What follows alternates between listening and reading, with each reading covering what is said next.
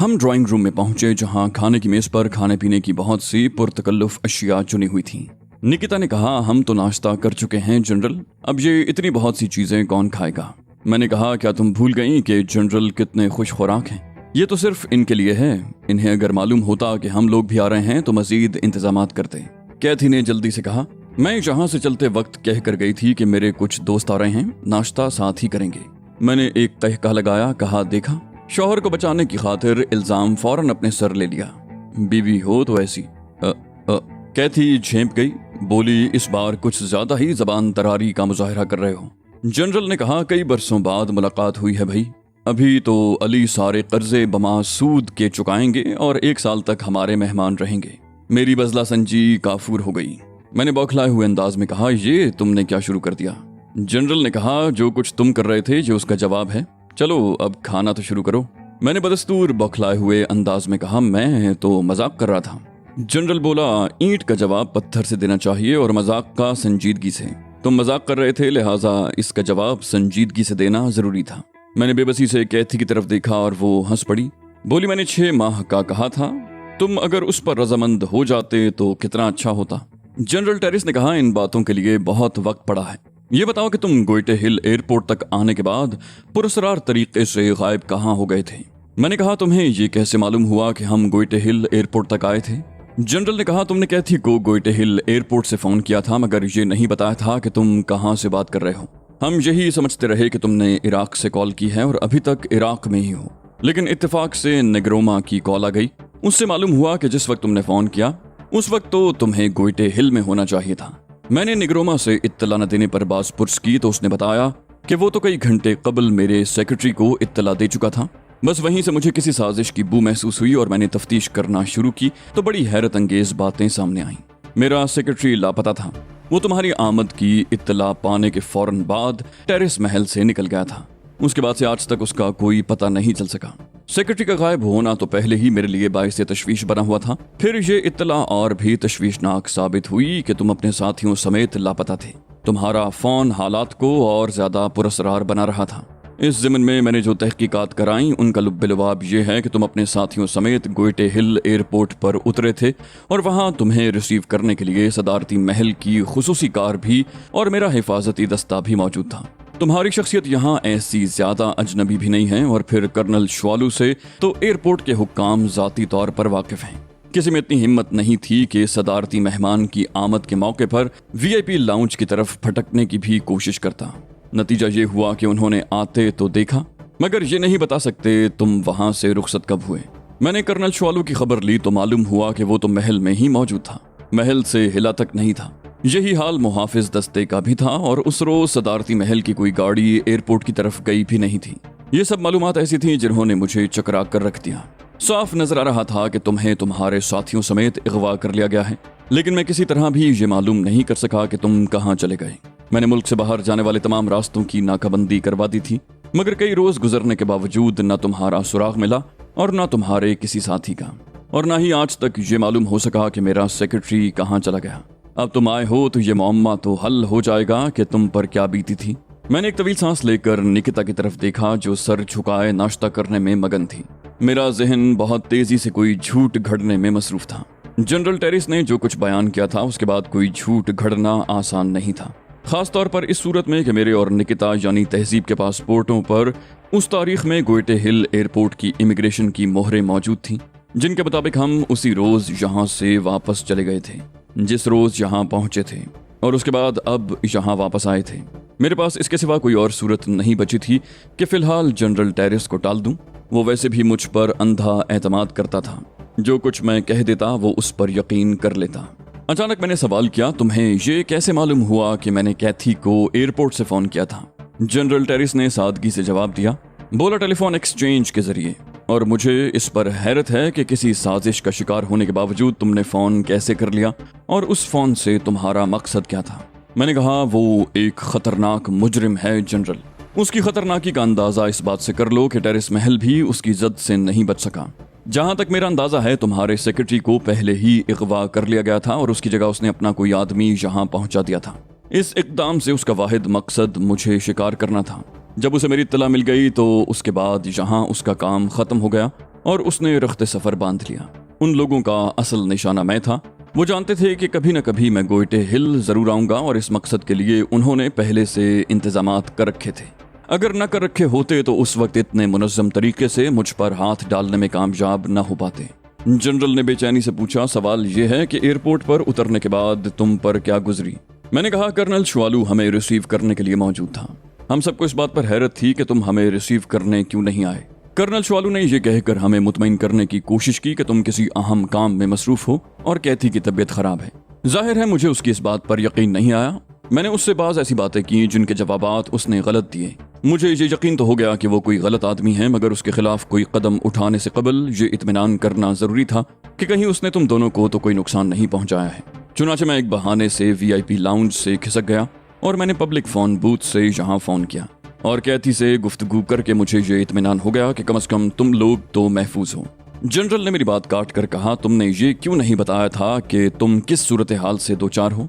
अगर तुम इशारा भी कर देते तो हम उन लोगों को हरगिज न बख्शते। मैंने कहा, उस वक्त मुझे अंदाजा नहीं था कि हालात क्या रुख इख्तियार कर लेंगे। मेरा ख्याल था कि मैं उन लोगों पर काबू पा लूंगा, फिर उसके बाद तुम्हें जहमत दूंगा। चुनाचे फोन करने के बाद जब मैं वापस पहुंचा तो मैंने कर्नल श्वालू को काबू में कर लिया और उसे लेकर तुम्हारी तरफ रवाना हुआ। लेकिन मुझे ये ख्याल नहीं रहा था कि उसके और भी साथी हमारी ताक में होंगे। आखिर उन्होंने इस कदर मुनज़्ज़म तरीके से काम किया था। रास्ते में एक जगह उन्होंने हम पर हमला कर दिया। अगर वो चाहते तो एयरपोर्ट पर भी एक्शन ले सकते थे, मगर उन्होंने ऐसा नहीं किया। इसकी वजह यही हो सकती है कि एयरपोर्ट पुरहुजूम जगह होती है जहां कोई भी हरकत दूसरों की नजर में आए बगैर नहीं रह सकती। किस्सा मुख्तसर ये कि हमें अपनी जान बचाने के लिए फरार होना पड़ा। उस वक्त जो जगह मुझे महफूज तरीन महसूस हुई वो एयरपोर्ट थी। एयरपोर्ट के सिवा वो लोग हर जगह हमें तलाश करते। चुनाचे हम उन्हें जुल देकर एयरपोर्ट की तरफ निकल गए और मैंने बेहतर यही समझा कि इराक वापस चला जाऊं, क्योंकि उस शख्स की जड़ें इराक में ही थीं और उसकी इस दीदा दलेरी के बाद उसकी बेखुनी करना जरूरी हो गया था। जनरल टेरिस ने फिर मेरी बात काटी। बोला, क्या तुम्हारे पास इतना वक्त भी नहीं था कि तुम फोन पर हमें मुत्तला कर देते? मैंने कहा, वक्त तो था मगर मौका नहीं था। एयरपोर्ट पर उसके गिरोह के बाज अफराद मौजूद थे। मैं उनकी नजरों से बचकर निकल जाना चाहता था ताकि उसे इराक में उसकी बेखबरी में छाप सकूं, और अपनी दानिस्त में मैं उन लोगों की नजरों से भी बचकर निकल गया था। जनरल टेरिस ने हैरान होकर कहा, यानी एक फ्लाइट से यहाँ पहुंचे और अगली फ्लाइट से वापस भी निकल गए? मैंने फीके से अंदाज में मुस्कुरा कर कहा, हाँ यही तो मैं तुम्हें बता रहा हूँ। जनरल टेरिस बड़बड़ाया, कमाल है। अपनी दानिस्त में तो मैं यही समझ रहा था कि मैंने भरपूर नाकाबंदी करा दी है और अब तुम मेरे आदमियों की नजरों में आए बगैर मुल्क से बाहर नहीं निकल सकोगे। मैं सोच भी नहीं सकता था कि तुम इससे कबल ही गोइटे हिल से वापस जा चुके होगे।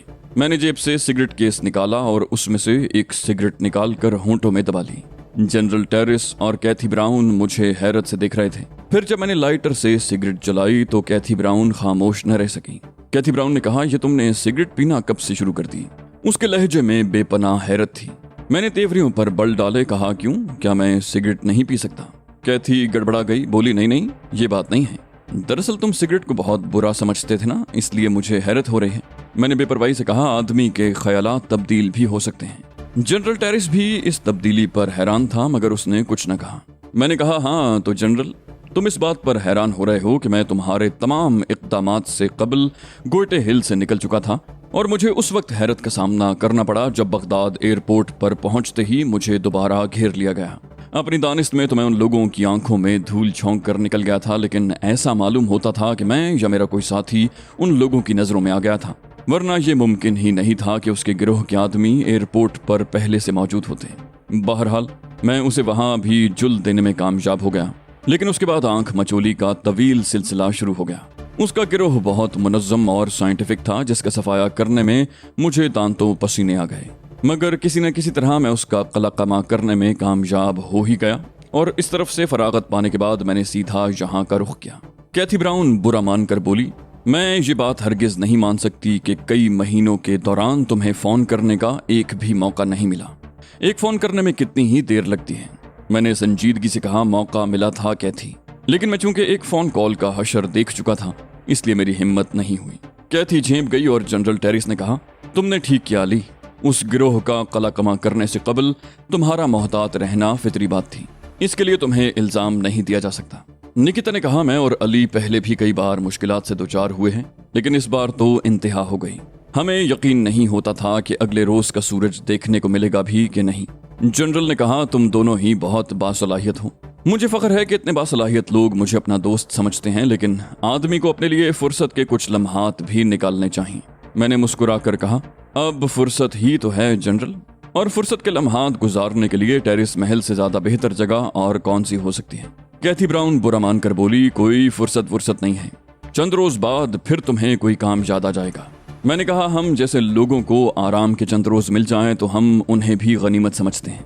निकिता बोली, तुम्हारी खातिर मैं इतना तो कर सकती हूँ कि अली को 1 हफ्ते यहाँ कयाम करने के लिए रजामंद कर लूँ।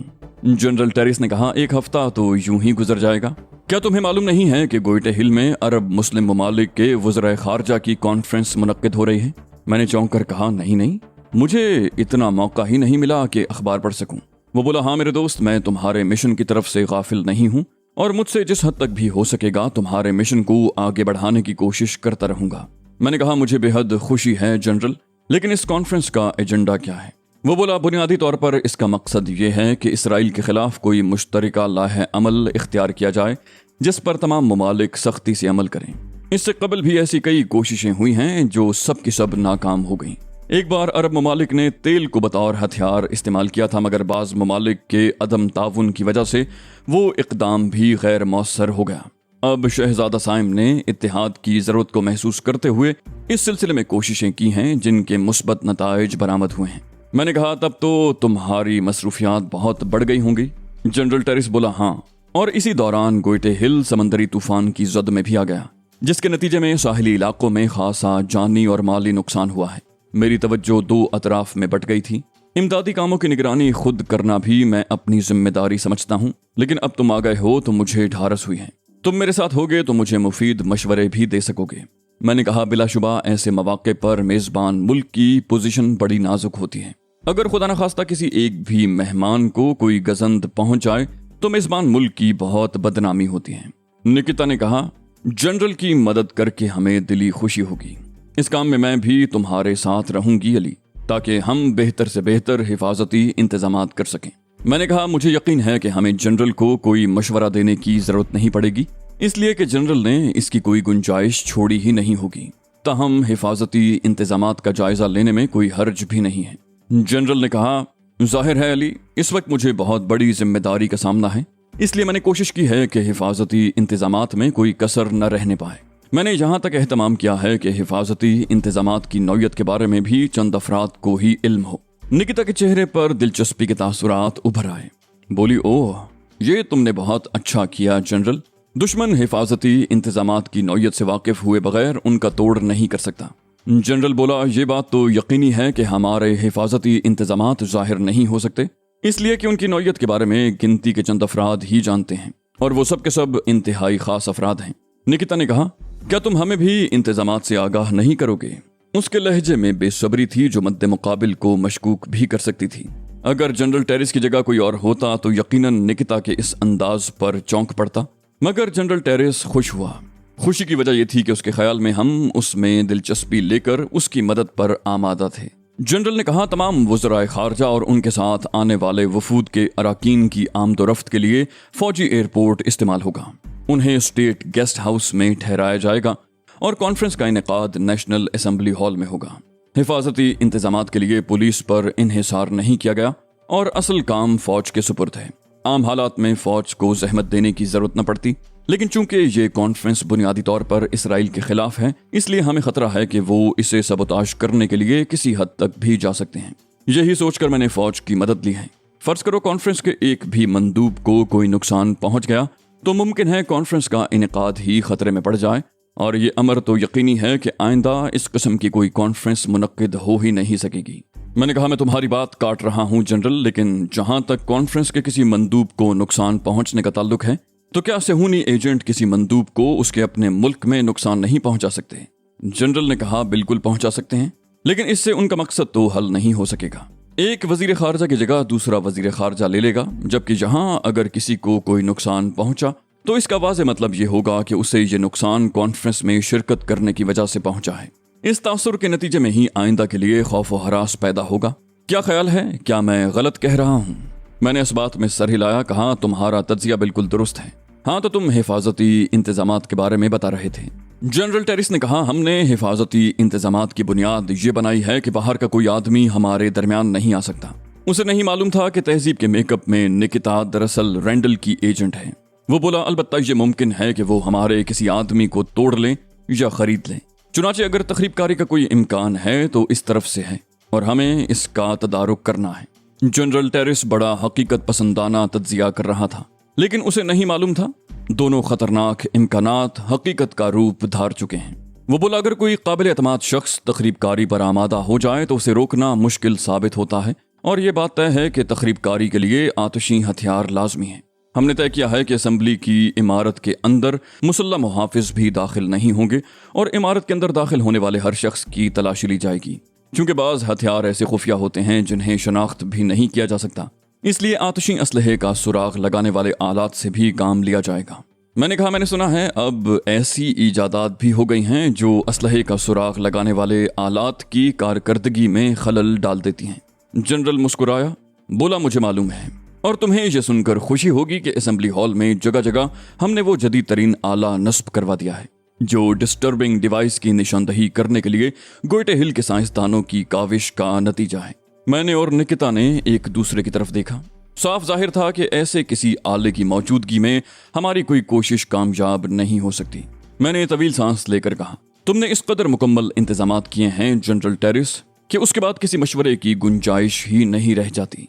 निकिता को कहना पड़ा, मेरा भी यही ख्याल है। अगर न कहती तब भी कुछ न होता, लेकिन जब आदमी के दिल में चोर हो तो वो खामखा खौफजदा हो जाता है। जनरल बोला, अब इस वक्त तुम दोनों मेरे साथ चलो ताकि मैं तुम्हें इंतजामात दिखा भी दूं। कैथी ब्राउन ने कहा, तुम भी अजीब आदमी हो। इतने अरसे बाद तो इन दोनों से मुलाकात हुई है और तुम इन्हें फौरन ही काम में उलझा देना चाहते हो। मैंने कहा, हम जनरल के काम नहीं आएंगे तो और किसके काम आएंगे कैथी ब्राउन ने कहा, ये कोई ऐसा काम नहीं है जिसका अभी होना जरूरी हो। कॉन्फ्रेंस में अभी कई रोज बाकी हैं। जनरल ने कहा, चलो ठीक है, इन लोगों को फिर किसी वक्त ले जाऊंगा।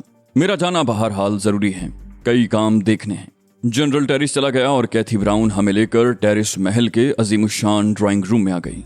कैथी ने अचानक पूछा, अरे तुमने ये तो बताया ही नहीं कि बड कहाँ है। मैंने कहा, वो अभी इराक में ही है और अभी मजीद कुछ अरसा वहीं रहेगा। कैथी ब्राउन बात करने के मूड में थी जबकि निकिता मुस्तरिब दिखाई दे रही थी। शायद उसके इस्तराब का सबब ये था कि वो जल्द अज जल्द कॉन्फ्रेंस को सबोताश करने का कोई काबिल अमल तरीका तलाश करना चाहती थी। कुछ देर बाद कैथी ब्राउन ने निकिता की अदम दिलचस्पी महसूस कर ली। बोली, ओह माफ करना, मैंने तुम लोगों को जनरल के साथ जाने से इसलिए रोका था कि तुम्हें आराम करने का मौका मिल जाए, मगर मैं खुद ही तुमसे बातें करने बैठ गई। चलो तुम लोग जाकर आराम करो, दोपहर के खाने पर मुलाकात होगी। मैंने कहा, कैसी बातें कर रही हो कैथी? तुमसे बातें करके तो थकन दूर होती है। वो बोली, मैं देख रही हूँ कि तहजीब पर थकन गालिब है। तुम्हारा क्या है, तुम तो आहनी आसाब के मालिक हो। मैंने हंसकर कहा, अगर ये बात है तो मैं तहजीब को ख्वाबगाह तक छोड़कर वापस आ रहा हूँ। मैंने निकिता को उठने का इशारा किया। निकिता ने कहा, तुम वापस आ जाओगे तो मैं बोर हो जाऊंगी, और उसने सोफे की पुश्त से गर्दन टिका ली। कैथी ब्राउन ने मुझे बाजू से पकड़कर उठाते हुए कहा, तहजीब बहुत थकी हुई है अली, तुम्हें ख्याल करना चाहिए। चलो जाओ, दोपहर के खाने पर मुलाकात होगी। मैंने निकिता को उठने का इशारा किया और हम दोनों उस ख्वाबगाह में चले आए जो टेरिस महल में हमारे लिए मखसूस थी। मैं ब्रीफकेस उठाना नहीं भूला था। ख्वाबगाह में पहुंचते ही मैंने निकिता को डांटा। कहा, यह क्या हिमाकत थी, तुमने कैथी पर अपनी बेजारी क्यों जाहिर होने दी? वो बोली, ओह मैं बेचैनी महसूस कर रही थी अली। उस कमबख्त जनरल टेरिस ने तो हर राह मसदूद कर दी है, हम शायद कुछ भी न कर सकें।